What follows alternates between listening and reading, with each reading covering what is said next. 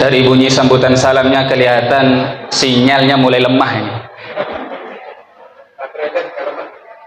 Nasib kalau jadi pembicara terakhir seperti ini ya.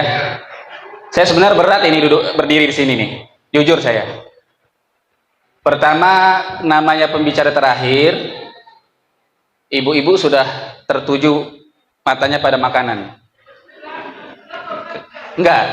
Alhamdulillah, beda berarti ibu-ibu di sini. Yang kedua, ini Masya Allah di depan-depan kita ini Masya Allah, ini banyak lautan ilmu. Para kiai, para ustadz, para dosen, Masya Allah. Ada satu kaidah mengatakan idza wujidal ma batalat tayamum. Kalau sudah ditemukan air, maka tayamum nggak berlaku. Nah, ini kan air semua ini, lautan ilmu, Masya Allah. Masih semangat Bu? Masya. Alhamdulillah, wassalatu wassalamu ala Rasulillah wa ala alihi wa sahbihi wa man walah, wala hawla wala quwwata illa billah. Qala Allah Ta'ala fil Qur'anil Karim, yarfa'illahu alladhina amanu minkum walladhina utul ilma darajat. Allah Subhanahu wa Ta'ala berfirman, Allah akan mengangkat derajat orang-orang yang beriman di antara kamu dan orang-orang yang memiliki ilmu. Mudah-mudahan kita hadir di majelis ilmu, Allah angkat derajat kita. Amin Allahumma amin. Maka kita jaga adab dalam majelis. Setahu saya Bu, setahu saya dulu saya belajar tentang perkara atau perkara yang haram yang kita kerjakan dilakukan oleh seseorang dalam masjid. Di antaranya berdiam di masjid bagi orang yang haid. Ya, maka saya tadi curiga tadi, ini kok bapak-bapak di luar nih kenapa nggak masuk masjid deh? Atau haid atau junub, nggak tahu saya. Maka saya disuruh masuk ya. Idza qila dalam tafassul majalis yarfa'illahu alladhina amanu minkum walladhina utul ilma darajat, semoga kita diangkat derajat Allah Subhanahu wa Ta'ala. Nabi bersabda, man kharaja min baitihi fi talabil ilmi fa huwa fi sabilillah hatta yarji. Barang siapa yang keluar dari rumahnya untuk belajar ilmu, maka dia akan mendapatkan pahala fi sabilillah sampai dia kembali ke rumahnya. Mudah-mudahan kita yang hadir mendapatkan pahala fi sabilillah. Amin Allahumma amin Allahumma amin ya rabbal alamin. Pertama yang kami hormati dan kami ta'zimi segenap para kiai, lebih khusus kepada beliau Kiai Haji Sobirin Bagus selaku calon doktor katanya. Masya Allah, kita doakan mudah-mudahan beliau sehat walafiat, dimudahkan segala urusannya, dikabulkan segala hajatnya, ditambahi barokah. Kalau istrinya nama enggak itu?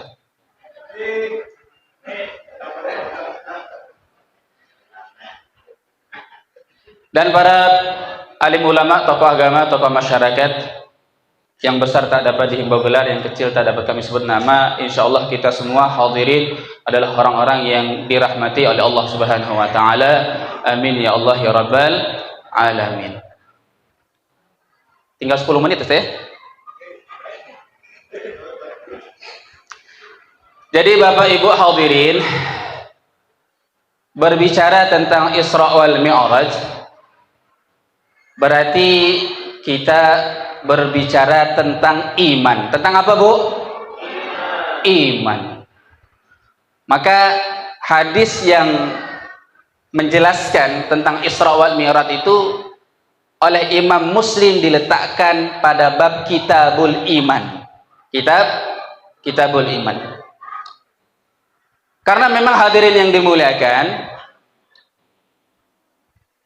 kalau ukurannya akal, kira-kira akal kita bisa menangkap nggak itu tentang perjalanan Nabi SAW dari Masjidil Haram, Masjidil Aqsa, tembus ke langit sampai Siratul Muntaha dalam waktu, nggak pakai waktu, nggak pakai waktu. Nah, hadirin yang dimuliakan Allah Subhanahu wa taala, maka kalau ukurannya akal, maka akal kita terlalu kecil untuk memahami, terlalu kecil untuk memahami tentang perjalanan yang dahsyat ini. Maka di situ tadi Ustaz katakan subhanalladzi, maha suci Allah, maha suci Allah, maha suci Allah. Maka di antara faidahnya ulama mengatakan kalau ada ayat kok ada diawali subhana, artinya apa Bu? Maha suci Allah. Subhanalladzi, maha suci Allah. Kata ulama, kalau ayat kok didahului kata subhana, di antara faedahnya, maka pekerjaan setelah subhana itu tidak ada yang bisa buat kecuali Allah. Manusia nggak bisa buat. Contoh misalkan, ini ibu-ibu ada majelis ta'lim yasinan, ada kan di yasin itu ada subhana apa? Khalaqal azwaja. Ini ada majelis ta'lim nggak di Pak Ustaz Zakaria? Subhanalladzi khalaqal azwaja kullaha, maha suci Allah Subhanahu wa taala yang menjadikan makhluknya berpasangan. Ini hanya Allah Subhanahu wa taala yang mampu buat. Kalau kita tidak bisa buat. Contoh, ada laki-laki, ada perempuan. Ada laki-laki, ada perempuan. Kita bisa bikin, Bu? Dulu bisa bikin. Ada namanya, dulu kalau zaman-zaman mungkin Pak Haji Sabiri, kayak Haji Sabiri masih muda, ada namanya mobil kijang jantan. Adakah? Betul ya? Yang bilang betul berarti umurnya sudah lumayan lah itu ya. Kijang jantan, tahun berapa itu? Nah, kira-kira ada nggak kijang betinanya? Seandainya kalau dibikin, ditaruh di garasi, beranak nggak itu? Nggak beranak. Allah Subhanahu wa taala catatkan kijang jantan, kijang betina, taruh di hutan 10 tahun, 20 tahun lagi, jadi banyak. Itu hanya Allah yang bisa bikin. Seandainya bagaimana, Bu? Seandainya di dunia ini perempuan semua, enak nggak, Bu? Enak nggak, Bu? Nggak enak. Betul nggak enak? Nggak ada yang ngangkatin galon, nggak ada yang betulin seng kalau bocor, gitu ya? Ada tukang. Tukangnya laki-laki juga itu biasanya. Apalagi kami laki-laki, kalau nggak ada perempuan gimana itu?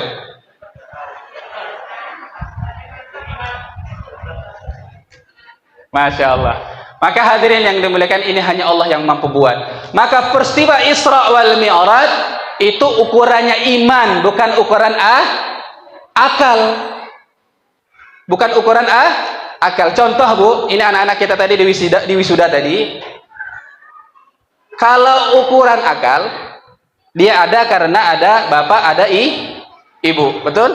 Ada bapak, ada ibu, lahir anak. Bapak ibu sebab, anak akibat, Bu. Bapak ibu sebab, anaknya akibat, ada anak. Ini kalau ukurannya akal. Tapi kalau ukuran iman tidak begitu. Ada nggak ada bapak, tidak ada ibu. Lahir itu Nabi Adam. Nabi Adam ada bapaknya nggak? Ada ibunya? Nggak ada. Allah mau jadi. Allah mau jadi. Ada yang tidak ada bapak, ada ibunya. Ada? Siapa? Siti Maryam. Nggak ada. Nabi Isa itu nggak ada bapaknya, ada ibunya. Kalau menurut akal, wah gimana ini ya, gitu ya. Tapi karena Allah mau, jadi hamil Siti Maryam. Tapi sayang juga sekarang banyak juga perempuan-perempuan yang nggak mau kalah sama Siti Maryam ini. Ada, Bu? Banyak. Bukan di sini ya, di luar negeri atau di luar-luarnya negeri lah. Ya. Di sini insyaallah solih, solihah semua. Amin Allahumma amin. Ini pikiran. Maka hadirin yang dimuliakan, kita bicara sedikit. Sebelum Nabi Shallallahu Alaihi Wasallam di Isra wal Mi'rajkan Nabi Shallallahu Alaihi Wasallam di Isra Mi'rajkan oleh Allah Subhanahu Wa Taala. Maka dalam satu kisah Nabi telah kehilangan dua orang yang paling berjasa kepada Nabi. Siapa bu? Siapa bu? Saya ulangi lagi. Pada tahun sebelum Nabi di Isra wal Mi'rajkan, Nabi ada hadiahnya. Insya Allah ada hadiahnya ya. Ada hadiahnya. Nanti kalau habis hadiahnya kita invoice. Ya, ada semen, ada koral. Mungkin di sini ada yang punya toko bangunan ya, Insya Allah. Nah hadirin yang siapa? Dua orang yang diwafatkan sebelum Nabi Isra wal Mi'raj. Boleh ke sini dua orang. Satu orang ke sini. Pertanyaannya dua. Salah satu gugur, mundur ke belakang. Siapa yang berani? Cepat ini waktunya sedikit. Cepat. Ibu-ibu nggak apa-apa juga, ya. Ibu-ibu nggak apa-apa juga. Kalau nggak malu. Silakan. Ada bu? Ada bu? Sini bu. Sini bu.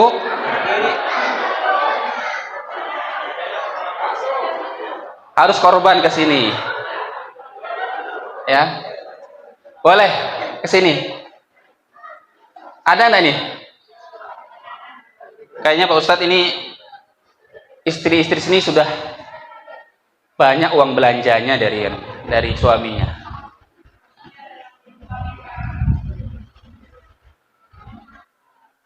Nggak diterima bu ya kalau nggak depan. Pertama adalah Abu Thalib. Siapa Abu Thalib? Paman Nabi Shallallahu Alaihi Wasallam. Yang kedua Siti Khadijah, bukan Siti Maryam, Siti Khadijah. Ini adalah dua orang yang paling dicintai Nabi SAW. Kenapa? Karena ketika Nabi SAW ya berdakwah, menghadapi rintangan, cacian, hinaan, mungkin intimidasi, maka Abu Thalib lah orang yang menjadi tameng, yang membantu membela Rasul Sallallahu Alaihi Wasallam. Allahumma shalli ala Muhammad. Ketika pulang, maka ada istri yang salehah yang bisa menghibur. Nabi membawa kegelisahan ya, dari bawa masalah. Maka ketika sampai di rumah ada yang mendamaikan, ada yang menenteramkan, ada yang menghibur. Kira-kira ibu-ibu di sini ada nggak seperti itu, Pak? Saya tanya, Pak. Kira-kira ada nggak istri yang di sini, bapak-bapak di sini, suami-suami di sini? Nggak ada. Kata bapaknya tadi, wah, kami pulang bawa masalah, lihat muka istri tambah lagi masalah. Sebenarnya sayang juga saya tuh, kasihan juga sama suami-suami itu bu ya, kaum laki-laki ini, masya Allah ya, banyak dianiaya. Betul bu, di kantor ditekan atasan, ya. Di jalan ditilang polisi, di rumah disentak istrinya, akhirnya stres, stroke, mati. Kasihan loh. Maka nanti saya minta, ini beliau nih, Ustadz Muhyiddin, nanti kalau jadi Muhyiddin, kalau jadi caleg, anggota dewan, coba berdiri loh, saya mau, mana orangnya nih? Orangnya di balik tiang nih. Saya nanti minta saran, Win. Tolong sampaikan saran nanti kalau sudah jadi anggota dewan ya, sampaikan aspirasi kami ini ya. Tolong bikinkan lembaga apa namanya tuh, perlindungan kaum suami lah gitu ya, kaum suami, karena memang banyak sudah dizolimi suami ya. Kalau ibu ada yang membela lembaga perlindungan wanita, ada kan itu?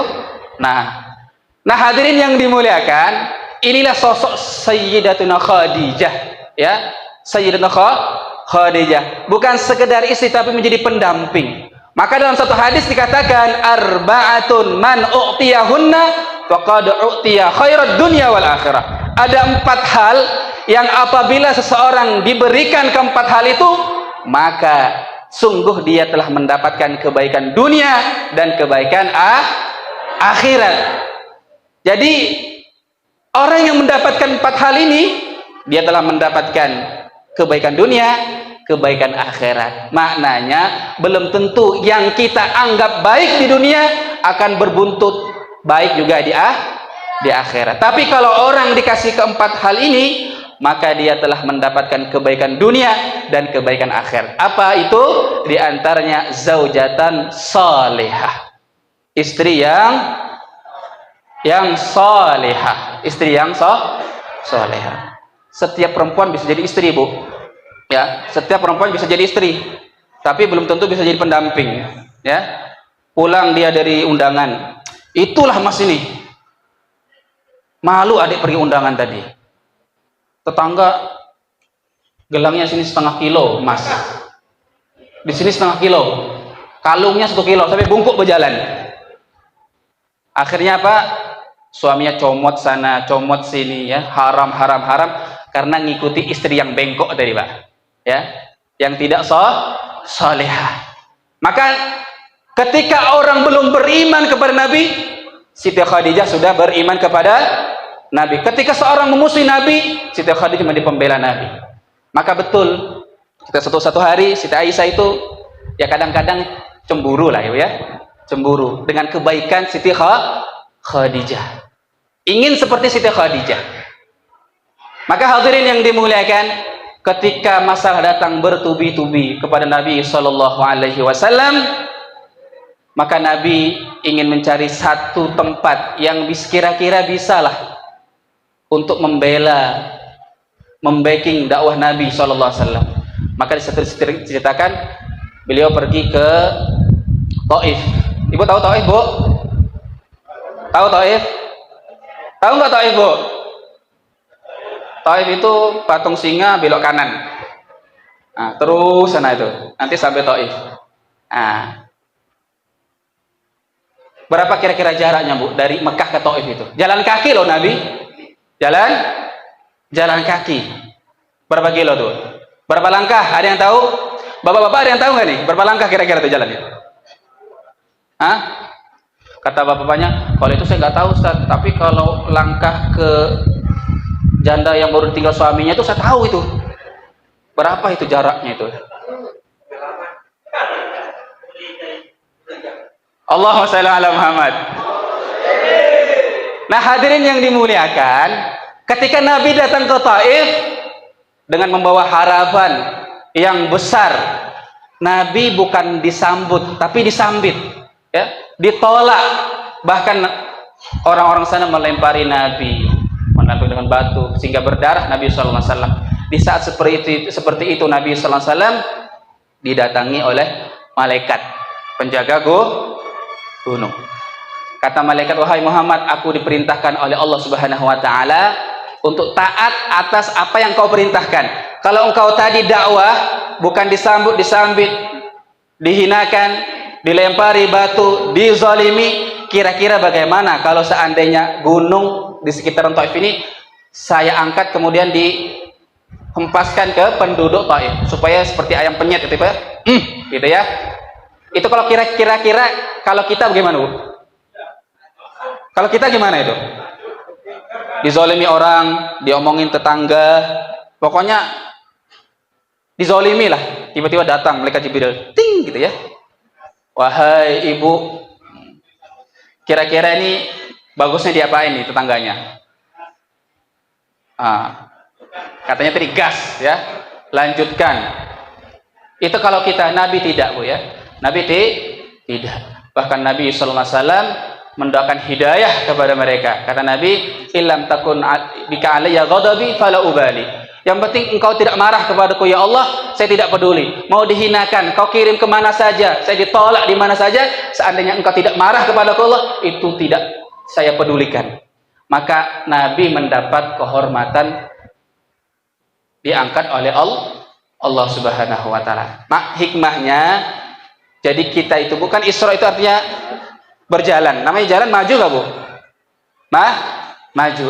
Mi'raj itu naik. Maka orang kalau mau menaik, mau diangkat derajatnya, maka dia harus melalui proses pengorbanan.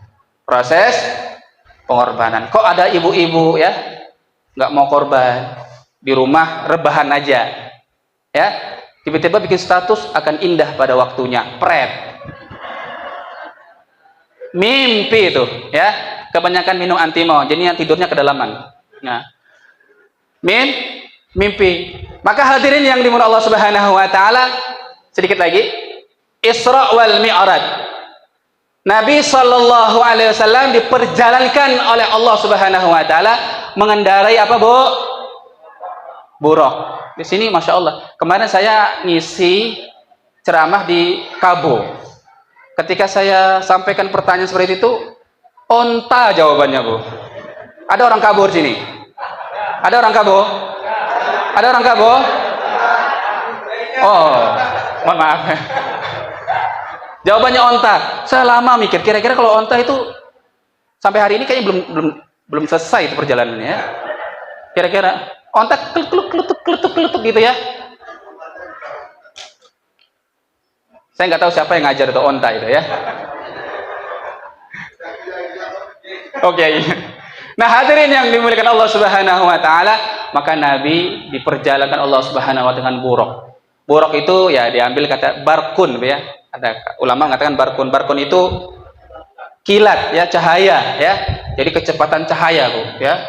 Kecepatan cahaya. Sekarang sudah bisa diukur.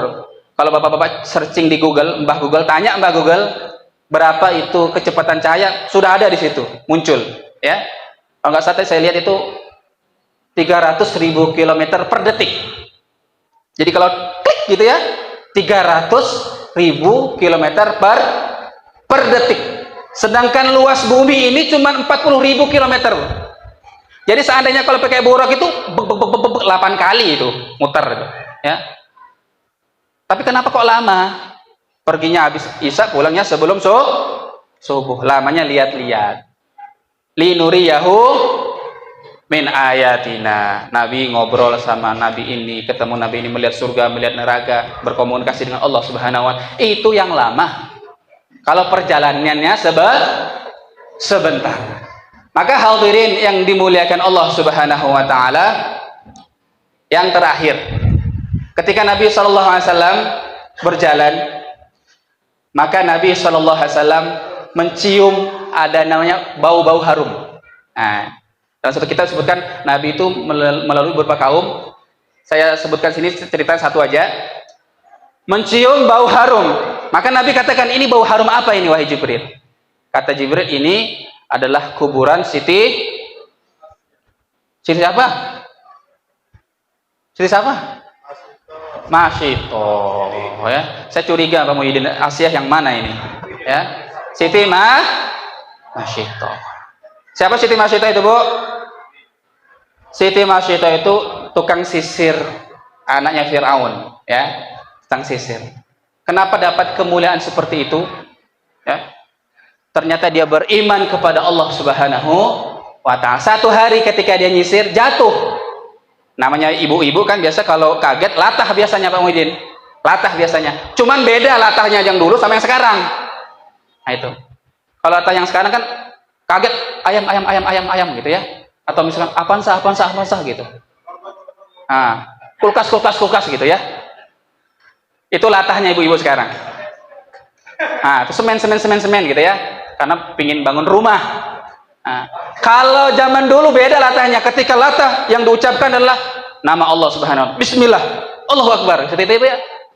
Maka singkat cerita ketahuan. Akhirnya direbus hidup-hidup sekeluarga. Maka ini pelajaran, Bu. Orang yang mempertahankan agamanya, mempertahankan imannya, akan dimuliakan oleh Allah dunia dan akhirat. Maka jangan sampai kita hanya karena ingin kesenangan dunia rela menjual iman kita, menggadaikan agama kita, ya, menggadaikan kehormatan kita. Nah, hadirin yang dimuliakan, kemudian Nabi Shallallahu Alaihi Wasallam pada akhir cerita, akhir daripada ketika Nabi Shallallahu Alaihi Wasallam bertemu dengan Allah, Nabi Shallallahu Alaihi Wasallam naik ke atas langit. Langit pertama, langit kedua, langit ketiga. Ada yang paham nggak? Ada yang tahu nggak siapa yang ditemui Nabi di langit pertama? Nabi apa? Nabi Adam. Langit kedua, Nabi Isa dengan Yahya. Ketiga, Nabi Yusuf. Ini hebat ini ya, anak-anaknya. Yang keempat, Nabi betul, Idris. Yang kelima, siapa ya? Yang kelima, Nabi Harun. Ya, keenam Nabi Musa, terakhir Nabi Ibrahim. Masya Allah. Ketika Nabi SAW sampai menghadap kepada Allah Subhanahu Wa Taala, Nabi diperintahkan untuk mendapat mandat perintah namanya namanya apa Bu? Sholat. Namanya sholat. Diriwayatkan pertama sholatnya nggak 5 waktu. Berapa waktu? 50 waktu. Masya Allah. Kira-kira kalau kita 50 waktu kuat nggak Bu? Kira-kira loh ya. Nah, kuat nggak?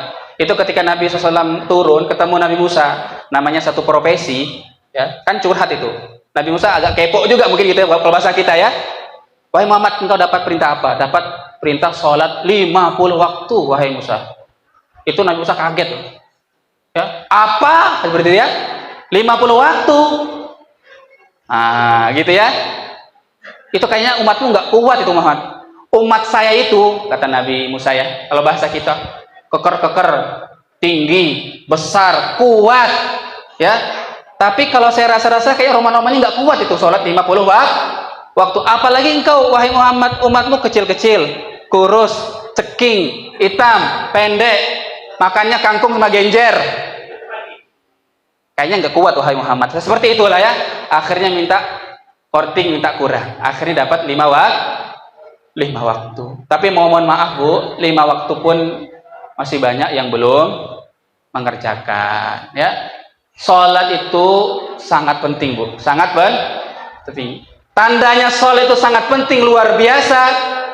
Kalau perintah-perintah yang lain itu biasa perantaranya malaikat siapa Bu? Malaikat Jibril. Coba saya tanya sini, adik-adik, siapa yang tahu tugasnya malaikat Jibril? Ke depan, cepet. Yang tahu tugasnya malaikat Jibril? Ayo, ada hadiahnya. Ada hadiahnya.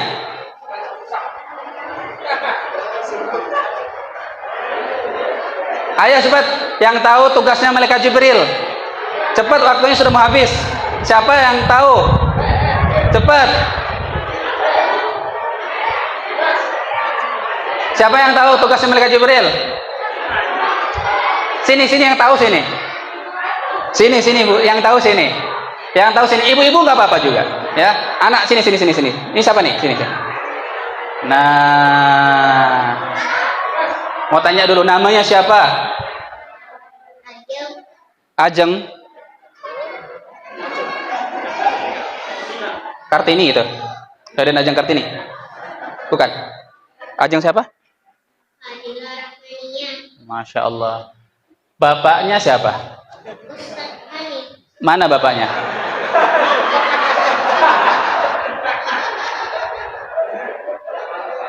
Ibunya siapa namanya? Lihat. Tadi kira-kira dibisikin nggak sama ibunya? Dibisikin nggak jawabannya? Enggak katanya ya. Kalau nggak dibisikin nanti hadiahnya jangan kasih ibunya, ya kan? Nah, ini murni kan jawabannya. Kira-kira tugasnya malaikat Jibril apa? Mengantarkan wahyu ya. Ngantarnya kemana kira-kira? Ngantar ke Sangatta Baru atau Sangatta Selatan? Mengantarkan wahyu. Betul nggak Bu? Saya tadi kayaknya di kantong ada. Karena bapaknya CS sama saya betul, ya. Masya Allah. Tepuk tangan dulu Bu. Mengantarkan wahyu. Masya Allah. Kadang anak sekarang nanya, Ustadz, sekarang kan nggak ada nabi, Malaikat Jibril kan ngantar wahyu, kan nggak ada nabi sekarang. Kira-kira malaikat Jibril tugasnya apa sekarang? Hah? Kira-kira apa tugasnya begitu? Hah? Pokoknya ada aja kerjanya gitu ya. Sekarang ini kerjaan kita aja nggak kelar-kelar, malaikat Jibril kita pikirin. Betul? Pokoknya ada aja tugasnya, ada kerjanya. Nah, hadirin yang dimuliakan Allah Subhanahu wa taala, salat itu ya, salat itu langsung Allah yang mengundang Nabi mendapatkan perintah salat. Itu salat penting, Bu ya. Salat penting. Satu fadilah salat saja, bahwasanya salat itu as-salatul khamsu wal jum'ah ila jum'ah kafaratun lima bainah. Bahwasanya salat itu adalah penghapus dosa kita dari satu waktu salat ke salat yang lain ya. Jadi kita akan dihapus dosa kita. Kalau dalam satu kitab disebutkan ibarat salat 5 waktu tuh Bu, seperti sebuah sungai atau 5 sungai yang airnya jernih ya, dalam, airnya betul-betul bersih ya, tidak keruh. Itu kira-kira Bu, kira-kira kalau kita mandi di sungai itu 5 kali sehari itu kira-kira bersih nggak Bu? Bersih nggak Bu? Saya mau tanya sekarang, ibu-ibu mandi sehari berapa kali? Jujur aja. Hah? 1 kali? Pantesan suaminya nggak betah di rumah nih. 1 kali mandinya. 3 kali mandinya? Pertama jam 3 subuh. Oh gitu, Masya Allah. Kalau orang 5 kali sehari mandi ya, 5 kali dia mandi, maka insya Allah badannya akan bersih. Itulah perumpamaan sholat 5 waktu. Maka kita pada peringatan momen yang berpenuh berkah ini, mari kita jaga sholat kita. Nabi pesan kepada kita bahwasanya amal ibadah yang pertama kali akan dihisab adalah sholat. Ini harus sudah tanda-tandanya. Mati-mati ini mic ini sudah tanda-tandanya ini ya. Maka kalau bagus sholatnya, yang lain ikut bagus. Tapi mohon maaf kalau sholatnya ini nggak diterima, nggak bagus, khawatir nih sudah ya, amal-amal lain tidak terima oleh Allah Subhanahu wa taala. Mungkin karena sudah ada kode-kode ya, ini sudah lewat ini. Mohon maaf Pak Ustaz Zakaria ya. Ini saya korupsi waktu ya. Ya, kita doakan terakhir, kita bacakan Fatihah, mudah-mudahan kita semua Allah Subhanahu wa taala diberikan kekuatan iman ya, disehatkan badan kita, dijadikan rumah tangga kita rumah tangga sakinah, mawaddah warahmah, anak turun kita menjadi anak yang saleh dan salihah, dan kita doakan yang sakit mudah-mudahan disembuhkan oleh Allah Subhanahu wa taala, dan pada akhir daripada hayat hidup kita Allah golongkan kita termasuk orang-orang yang husnul khatimah. Ala hadhihi niyyah wa ala kulli niyyatin salihah wa li tawfiq syafaati rasulil al-fatihah.